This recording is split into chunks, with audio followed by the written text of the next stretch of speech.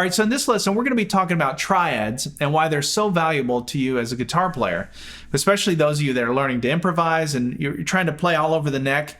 You watch guitar players do that, they make it look effortless. And I don't care if they're playing rhythm or lead, they're using triads. And triads are used for rhythm lead. They're also used for harmonized leads where you're playing a harmonized third or harmonized sixth. So we're going to break all of that down, major triads, minor triads, how to see them very easily all over the neck, and how you can use them. And I've got this lesson split into two parts. In this video, we're going to go through all of the theory part of it. So this is really the value in this little mini course, if that's how you want to think about it. In the premium video, which would be the part 2 video, there's a song that takes all of the things we're going to learn here and you put it into practice. And I've got that song available in multiple tempos and also multiple keys, so you can practice it in the key we're going to learn it in, but then also a different key, just so you can try transposing it on your own and learn how to do that. All right, so before I jump into the lesson, I want to talk about this guitar. This was made for me by a guy down in New Orleans named Patrick, and he and I have gone back and forth on email for a couple of years now, actually. He's the one that built the Shell Pink Telecaster style guitar that you've seen me use in other videos. I love that guitar. There was a few things I didn't like about the neck. I mean, I'm just getting picky, I guess, in my old age, but it's a little thin for my hand anyway. You know, we're all we've got our neck profiles that we like. And so anyway, there was that, and then there was the 7 1/4 inch radius, which just makes it, you know, it's just a traditional vintage radius, but I wanted something that was a little more modern, I guess, that make it a little easier to bend.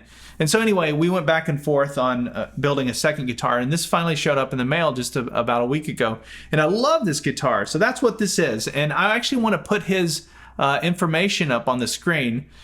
He's a very nice guy, very reasonable price too. If you're looking to buy a guitar, have one custom built for you, Patrick's your guy. So you can contact him by, emailing him by the email that you see on the screen right now. But anyway, that's what this is. That's what this guitar is. Rosewood neck, 10-inch radius, jumbo frets to make it a little easier. And then I got the P90 pickup that I wanted in there, which I just think sounds so cool. But that's what this is. Great little guitar.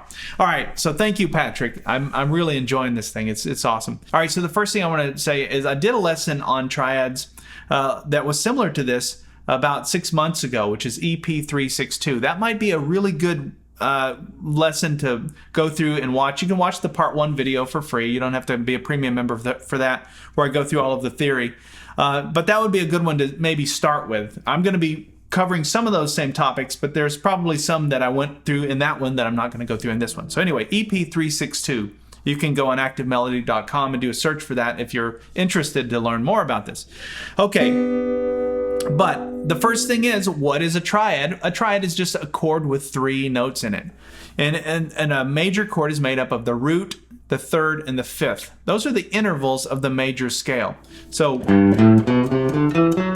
that's the major scale. Do, re, mi, fa, sol, la, ti, do. If we put a number to those, 1, 2, 3, there's the root, the third, and the fifth. So 1, 3, 5. Those are the notes that make up, in this case, that would be a G chord. And the notes in a G chord are G, B, and D. Now, the one thing I didn't know, and I didn't mention this in the previous video, but it took me years to realize this. I don't know why, but I assumed there were more notes in a chord. Just because if I played a G chord, I'm playing 6 notes. You know, I'm not just playing 3. That's what I'm thinking, right? Because I just brushed 6 strings there. Well, if you break it down, though, and look at what's going on, the first string and the 6th string are the same note. They're just an octave apart. And then you have the 3rd string, which is the same note as well. So you actually have 3 G notes within that G chord. So then you've got your 2nd string, which is a B, and then your 4th string, which is a D. And actually that 5th string is also a B. So you've got 2 Bs, you've got 3 Gs, and you've got 1 D. So really, this chord is still those same 3 notes. And that's true of all your chords. You can go through any of them and check that out and see it for yourself.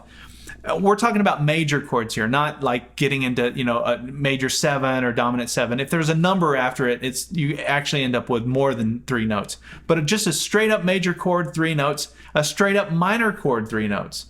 But you flat the 3rd interval for a minor chord. So anyway, we'll get to minors in just a minute, but let's talk about the major chords. So we're going to be playing off of 3 chord shapes out of the Cage system. Now all of the triads we're going to be learning are played on the top 3 strings. And I did that in EP362, and that confused some people. They said, well, when are you going to follow up and show us how to play the rest of the strings? Well, the truth is, all of the theory and everything you need to know are played on these top 3 strings. And actually, when you're playing rhythms using triads, most of what you're going to be doing is on the top 3 strings anyway. And same is true for lead. Most of your lead stuff happens on those top 3 strings. The bottom 3 strings just muddies the water. And if you want to get into those, you can do that on your own. I'm going to give you everything you need to do that. But anyway, top 3 strings is what we're going to be focusing on. You'd be surprised what you can do with that. Okay, so the 3 shapes we're going to be using in this, we're going to be looking at the triad, the major and the minor triad in 3 positions. The first one is right here off of the E shape, right? We're going to be thinking cage. So if you looked at your E bar chord, or I'm sorry, your G bar chord using the E shape and played the top 3 strings, it would look like that, barring the first 2 strings on the 3rd fret and then 4th fret 3rd string. And then we're going to play our D shape up here. That's where I've got my middle finger and my index finger on the 7th fret, strings 1 and 3. And that's the same as your D shape down here, but we're just playing it here. So we have our E shape, our D shape, and then we're going to come all the way up here and play the A shape. So the A shape looks like that if you're playing a G chord using the A shape, but we're just going to play the top 3 strings. So that's what that triad looks like. So we have a G chord, a G chord, and a G chord. Now you can hear what's going on there. They sound different. And the reason for that is we're playing different inversions of that chord. It's still the same 3 notes. As I'm going up the neck, I'm still playing a G, a B, and a D note, but they're just switching order as I go through that. So when I play it this way using the E shape, the G note is on the 1st string. When I play this shape, the D shape, the G note is on the 2nd string. And when I play this, the G note is on the 3rd string.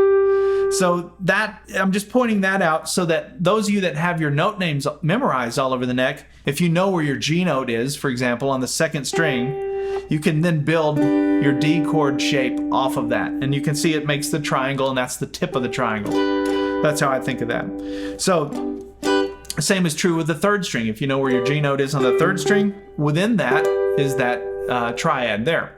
So that's your major triad in 3 positions. All right, so what can I do with that G chord all over the neck? Well, one obvious thing would be you could use it if you're playing rhythm. So if you had a song that had a G in it, instead of playing a G, now you could play a G up here, just on those top 3 strings. Use your pinky to do embellishments, right? So anyway, you've got these spots that you can play the G. The other thing you might think about, this is like a sidebar, but if you're playing a lead break, you know, a lead is made up of phrases. So you have a beginning and an ending of that phrase. So one thing you can do is you can use those triads, those 3 notes, to land on. Those will be your period at the end of a sentence. So if I'm making a statement, right? I was playing the minor pentatonic scale pattern 2, and I ended on this note, which is my G note, right? I can land on that note. I could also land, so that would be the 1. I could also land on the 3. That's another really good place to wrap up a phrase, is to land on the 1 or the 3. Now, the 5 you can land on, but it makes the most sense to do that when you're playing over the 5 chord. So in a blues, if we were playing a blues in the key of G, our 5 chord would be a D. So when you came to the D, right, I'm hitting that D note, which works nicely over the 5 chord. Otherwise, you would pretty much, not all the time, but it makes a lot of sense to land on the 1 or the 3, if we're just talking about triads. So that's another little sidebar use for them. Let's take those triads now, those major triads, and convert them into minor triads. We can do that with the same 3 positions, super easy to do.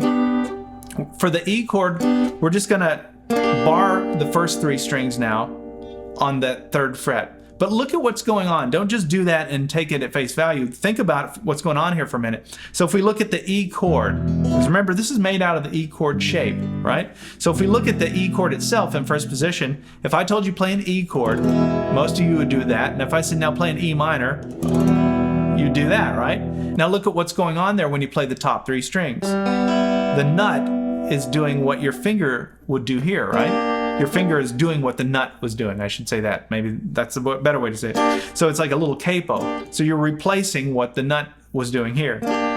So that makes sense. Major, minor. Same is true here. There's our D major chord, right? Well, how do you play a D minor chord? Think of it in first position. There's a D major chord. There's a D minor. So let's do that same thing here. There's the G major. There's the G minor. So now you're starting to see, okay, so you got your major, minor. You got your major, minor. The same thing is true up here using the A shape. That would be the A chord, and then to play the A minor, you flatten the third, which is this note. So you just go down 1 fret. That's how you flatten it.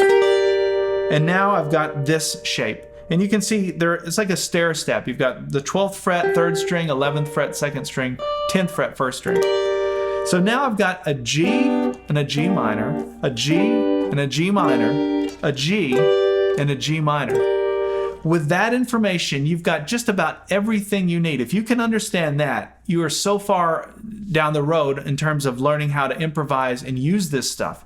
If you've got that basic concept of the major chord and the minor chord, because from the minor chord, you can play a 6 chord and a 9 chord. Remember, a 6 chord, I don't want to get too far off the reservation here, but when you're playing a 6 chord, like that classic jazzy sounding 6 chord, it's really just the relative minor chord of the major chord that you're playing. So if I was playing a G6, I would be playing the E minor triad. Now that sounds like an E minor, right? But not if there's a G in the bass, right? It has that sound. Totally different vibe. It gives it more of a kind of a jazzy feel. So some light bulbs went off for some of you when you realized, oh, I can just use the triad to play the 6 chord. And I'm just using that minor triad that I just learned there, and I can do it in 3 positions now. You start to see the value of this, and that's the 6 chord. And remember, to get to the 9 chord, you just go down 2 frets this direction, and you're playing the 9 chord using that same shape. So we've got our major chords, we've got our minor chords in 3 positions. So let's put everything into practice now. This is where it's going to all start to come together. We're going to take a simple chord progression, a G chord, an E minor, a C, and a D, right? Very basic, simple chord progression. But I want you to play it in 3 positions. So we're going to start off playing our G chord like this, then our E minor like this. Do you see what's going on there? Do you see why the E minor is working, right? There's our E major chord using the D shape. There's our E minor chord, right? All right, so back from the beginning, we have G, E minor. Where's our nearest C chord in the same area here? Right? Using that same A shape that we were using when the top part of the A chord when we were playing up here, we're doing it here now, right? Because there on the 3rd string is our C note. So that's why that chord works. Now for the D chord, we can just take that up 2 frets. Now, why did I choose chords in the area that I did? Why did I choose an E minor here? I could have played it up here, but you don't want to be jumping around so much that you're going to make mistakes when you do that. So it's always best, whether you're playing lead or rhythm, to find the nearest neighbor. So when you're playing a G chord, real quickly go through your Rolodex in your brain of these chord shapes and think, where's my nearest E minor? Oh yeah, there's one right there. Same thing for the C chord. Look at that, I'm just changing a few fingers. And then my D chord is there, or my D chord is there, right? But okay, so those are your first chords. Now once we're up to here, we're going to do the same chord progression, but we're going to start our G chord here. E minor, C, D. All right, let me do that again.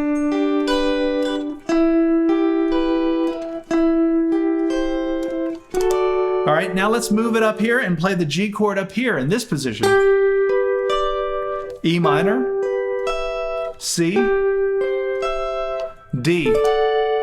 All right, and then we just reset and come all the way back to the beginning and start the whole thing over again. So that would be a really good exercise. You don't even need a jam track or anything for that. You can set a metronome. Actually, it would be really good to set a metronome. It keeps you honest and it keeps you on the beat, but use that as a really good practice to become familiar with these chord shapes in different positions. So I was doing all of that in the key of G. Now challenge yourself and transpose everything and play it in the key of A. Do the same little practice thing. So your chords would then be an A, an F sharp minor, a D, and an E.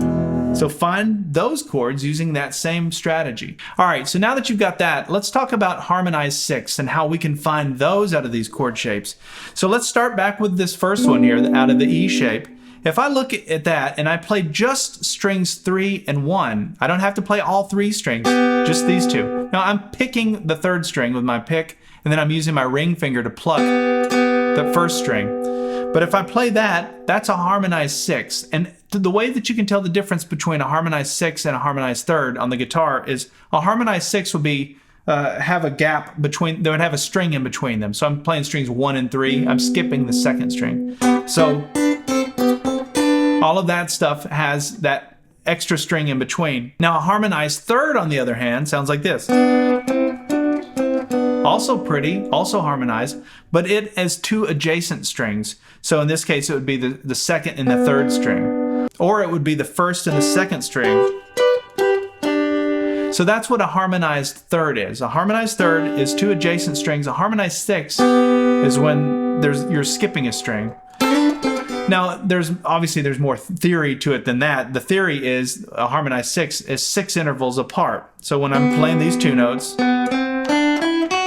there you can see there's 6. So if I count them out, it's 1, 2, 3, 4, 5, 6. When I play those 2, there's 6 intervals apart, as opposed to these 2, it's 1, 2, 3. And I'm counting up the major scale. So that's how that works. You find that note in the major scale, and you keep going on the major scale until you get to your other note, and however many intervals there are between are what give you that sound.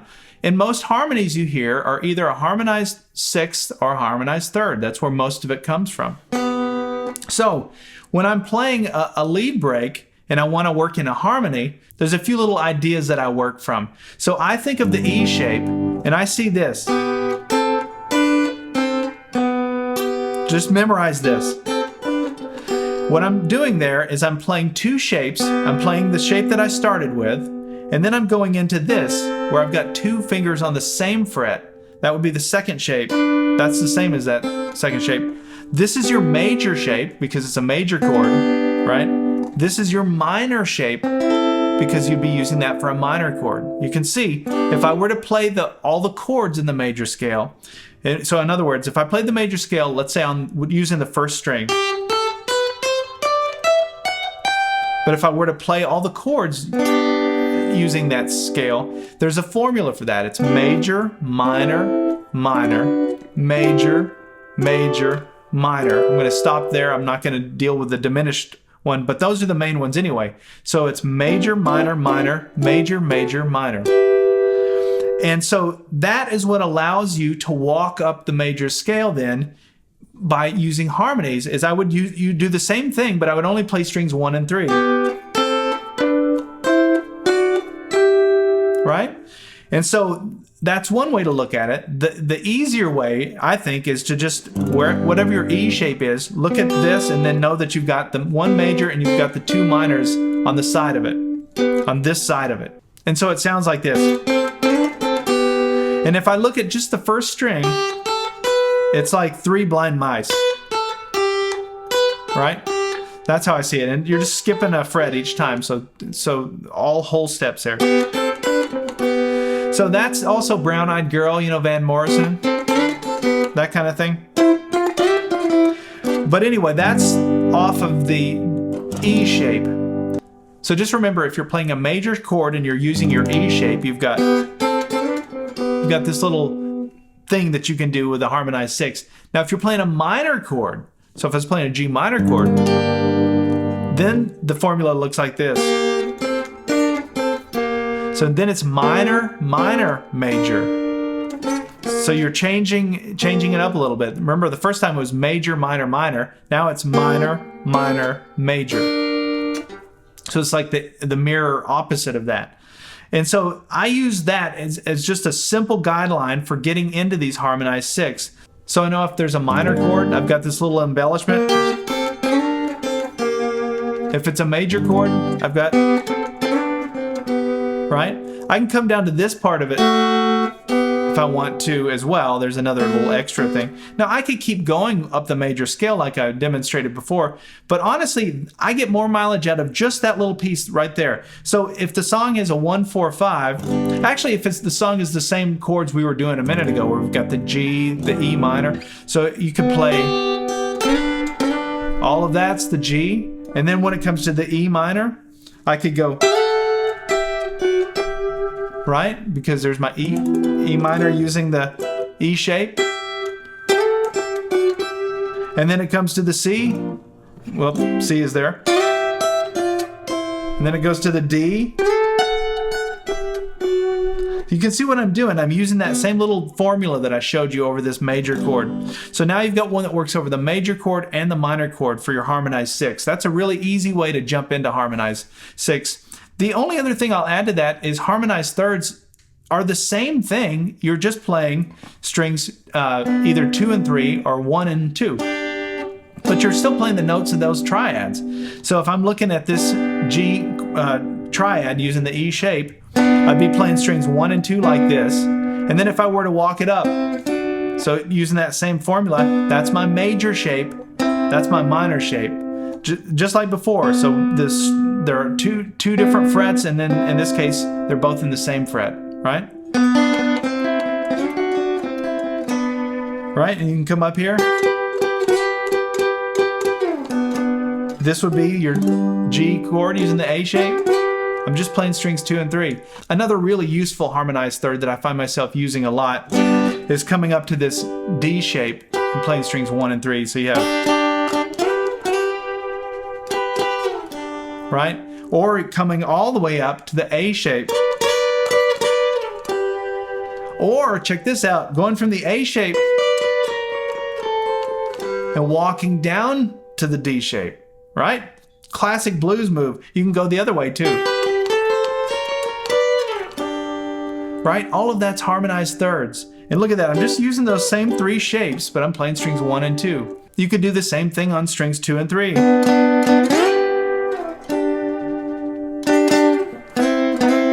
Now I went to the C chord, back to the G chord. Right? You can hear the chords just by playing those harmonies. So hopefully that's giving you some ideas for how you can start to pull all of this stuff together, these triads. You can use them in rhythm, you can use them in your harmonized leads, and you can also use them as target notes when you're playing a lead break. Those are your chord tones that you can target. Now I'm going to take those same 4 chords, the G, E minor, C, and D, and I'm going to play through a really simple little progression that's using all of this stuff that we've done, the harmonized thirds, harmonized sixes, chord shapes, everything all over the neck, and go through all 3 positions. If you're a premium member, you'll have access to the slow walkthrough and the tablature for that and the jam track so that you can practice playing it. But that's how I'm going to wrap up this video. I'm just going to leave you with that, and then hopefully you'll come join us for the follow-up to that, which will be in the slow walkthrough video. All right, I hope you've enjoyed this video, and make sure you subscribe to my YouTube channel if you haven't done so yet. Click subscribe, click that alert bell, and then also give this video a like if you liked it and you found it useful. All right, we'll see you in the next one.